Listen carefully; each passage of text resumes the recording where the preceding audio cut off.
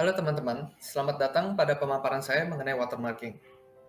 Perkenalkan, saya Samuel Gondokusumo dari kelas 2 Sistem Multimedia STI ITB. Pada kesempatan kali ini, saya akan menjelaskan materi mengenai watermarking pada teks. Pertama-tama, mari kita mengenal apa itu watermarking. Watermarking merupakan salah satu varian dari steganografi, yakni ilmu penyembunyian informasi. Informasi yang dimaksud pada kasus ini tepatnya berupa data digital yang disimpan pada sebuah data digital lain yang berperan sebagai sang inang, tanpa perubahan yang mencolok pada sang inang sebelum dan sesudah ditambahkan watermark. Kemudian mari kita mengenal ciri-ciri dari sebuah watermark. Terdapat 4 ciri-ciri utama dari sebuah watermark, yakni pertama, tidak mengurangi kualitas data inang dan tidak ada perubahan signifikan yang kasat mata. Kedua, tidak mengubah bitrate data inang secara signifikan. Ketiga, tahan akan perubahan seperti compression, cropping, dan filtering. Keempat, watermark dapat diekstrak tanpa mengurangi kualitas data inang. Di sini kita dapat melihat bahwa beberapa ciri-ciri dapat bersifat kontradiktif. Misalkan, peningkatan keamanan akan meningkatkan pula beban bitrate atau payload dari dokumen. Sehingga dibutuhkan sebuah kesetaraan atau keseimbangan antara keempat aspek ini untuk menciptakan sebuah watermark yang ideal. Kemudian mari kita mengenal sejarah dari watermarking. Watermarking pertama dicetuskan pada akhir abad ke-13 di sebuah pabrik kertas di Italia yang bernama Fabriano. Kertas setengah jadi diberi watermark dengan menekan sebuah cetakan gambar pada kertas yang menciptakan sebuah watermark seperti yang dapat dilihat pada foto di sebelah kanan ini. Kemudian pada konteks digital, watermarking pertama dikembangkan di negeri seperti Jepang dan Swiss pada tahun 1990-an. Kemudian mungkin ada pertanyaan mengapa dibutuhkan sebuah watermark pada dokumen teks. Terdapat dua alasan utama. Yang pertama, watermark digunakan untuk melindungi hak cipta atau copyright, dan yang kedua adalah untuk mempermudah deteksi pemalsuan pada dokumen teks, yang sebenarnya juga terkait dengan copywriting. Dengan membuat sebuah pesan rahasia yang dapat diverifikasi, pelanggaran hak cipta maupun pemalsuan dapat dideteksi relatif secara mudah.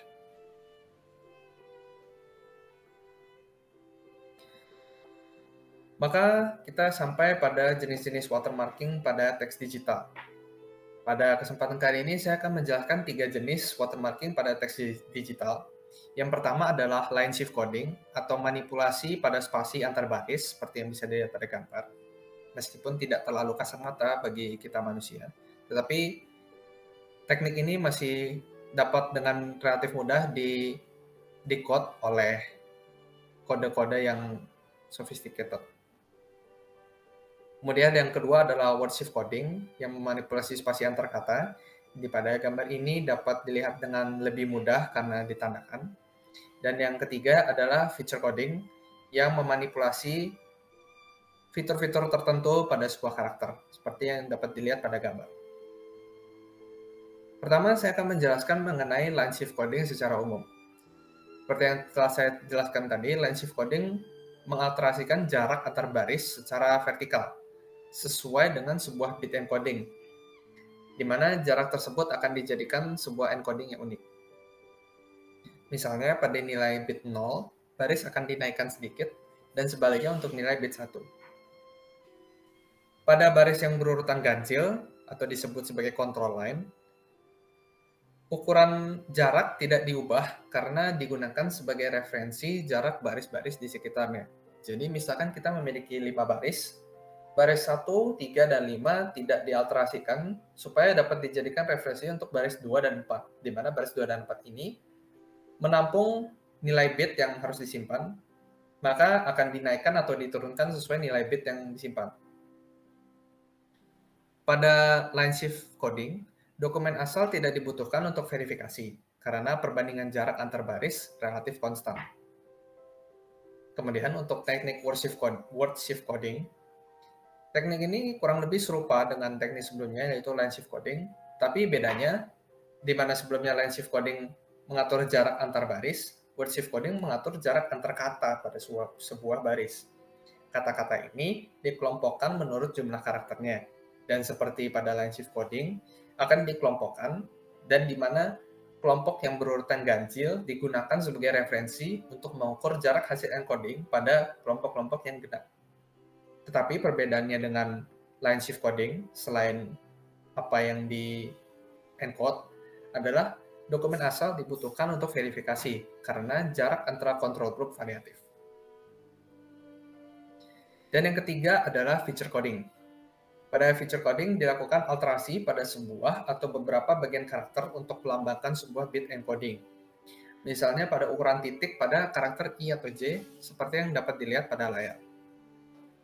Sama dengan word shift coding, verifikasi watermark pada word feature coding membutuhkan dokumen asal karena sifatnya yang variatif.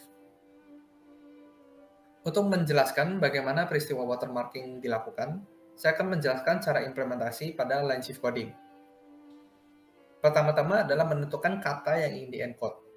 Kata yang ingin di-encode ini tidak merujuk pada kata yang ada pada dokumen, tapi kata yang ingin disisipkan pada dokumen, yang panjangnya sama dengan jumlah baris pada halaman penempatan kata.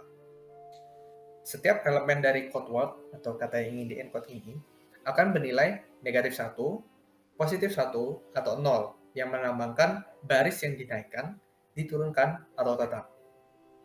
Baris genap kemudian akan dialterasi sesuai nilai setiap code word yang telah ditentukan. Sebaliknya, untuk proses decoding, proses ini dapat dilakukan dengan cara mengukur kenaikan atau penurunan baris genap relatif terhadap baris ganjil untuk menentukan nilai encoding. Kemudian, sebagai penutup, saya akan menjelaskan manfaat keilmuan sistem multimedia, terutama bagi mahasiswa STI seperti saya. Sistem multimedia didefinisikan sebagai sistem yang mencakup kombinasi antara teks, gambar, suara, dan video yang dapat dikirim dan diterima melalui media elektronik. Pada zaman revolusi industri 4.0, hampir semua perangkat di sekitar kita, terutama sebagai mahasiswa STI, memanfaatkan sistem multimedia, misalnya video atau audio player, encryption, dan security. Maka memahami cara kerja sistem multimedia akan membuka wawasan kita sebagai mahasiswa STI, sehingga paham akan hal-hal seperti cara fitur-fitur di sekitar kita bekerja, aspek keamanan dari sistem-sistem di sekitar kita, seperti misalkan cara pengiriman data supaya secure atau cara melindungi sebuah database, dan merangsang kita untuk berinovasi untuk mengembangkan dan menyempurnakan sistem-sistem yang sudah ada di sekitar kita. Sekian dari presentasi saya, terima kasih telah menyimak. Sampai jumpa di lain waktu dan salam multimedia.